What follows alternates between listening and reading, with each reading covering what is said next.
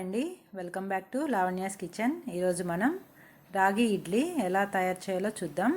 ముందుగా మనం ముందు రోజు గ్రైండ్ చేసి పెట్టుకున్న ఇడ్లీ పిండి తీసుకోవాలి. దాంట్లో 4 ప్లేట్లు మనం ఇడ్లీ వేసుకోవాలనుకున్నామంటే అందులో 4 స్పూన్లు రాగి పిండి కలుపుకోవాలండి. ఇది కరెక్ట్గా సరిపోతుంది. మనం ఎక్కువ కావాలనుకుంటే కూడా యాడ్ చేసుకోవచ్చు, మీ ఇష్టం అది. 4 స్పూన్లు అయితే కరెక్ట్గా సరిపోతుందండి. ఇది బాగా ఉండలు లేకుండా చక్కగా కలుపుకోవాలి.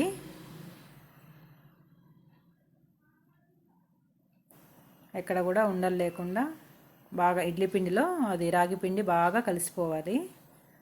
అలా చక్కగా మిక్స్ చేసుకోవాలి. అవసరమైతే కొన్ని నీళ్ళు కూడా యాడ్ చేసుకొని కలుపుకోవచ్చండి. మనం కొంచెం గట్టిగా ఉంది కదా, ఇప్పుడు కొంచెం మనం వాటర్ వేసుకుందాము. 2 స్పూన్ల వాటర్ వేసుకొని కలిపేసుకుందాము.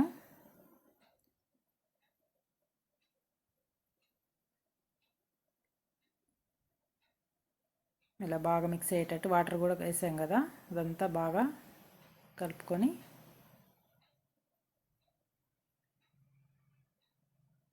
ఇలా మనం బాగా కలిసిపోయింది. ఇప్పుడు ఇది ఒక హాఫ్ అన్ అవర్ పక్కన పెట్టుకుందామండి. ఈలోపు మనం చట్నీ ప్రిపేర్ చేసుకుందాం. ఇది చట్నీకి పోపు. ఆయిల్ వేసి మినపప్పు, ఆవాలు, జీలకర్ర, ఎండుమిర్చి వేసి పోపు పెట్టేసుకున్నాను. తర్వాత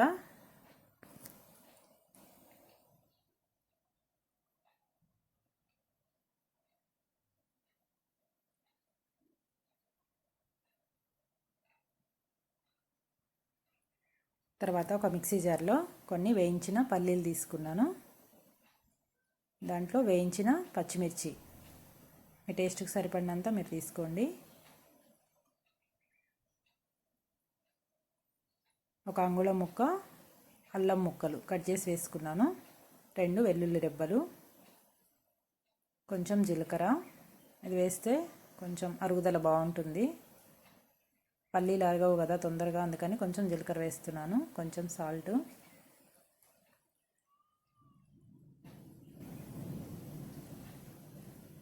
కొంచెం చింతపండు వేసుకోవాలండి దీంట్లో. ఇప్పుడు ఇవన్నీ గ్రైండ్ చేసుకుందాం.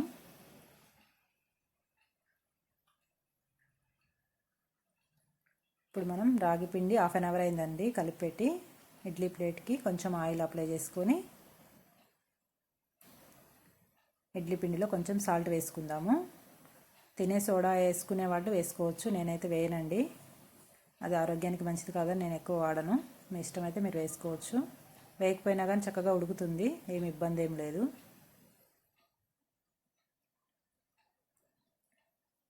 వేసే ముందే ఉప్పు కలుపుకోవాలి, ముందు కలిపి పెట్టద్దు. ఇప్పుడు ఇడ్లీ వేసేసుకుందాం.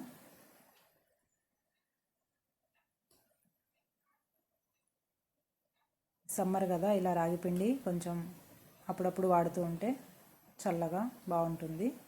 అంతేనండి, ఒక 10 నిమిషాలు ఇది కుక్ చేసుకోవాలి. అంతే, ఇడ్లీ రెడీ అయిపోయినాయి. ఇది పల్లీ చట్నీతో చాలా బాగుంటుంది. ఈ వంట కనుక మీకు నచ్చినట్టయితే లైక్ చేయండి, షేర్ చేయండి, సబ్స్క్రైబ్ చేయండి. పక్కనున్న బెల్ ఐకాన్ ప్రెస్ చేయండి.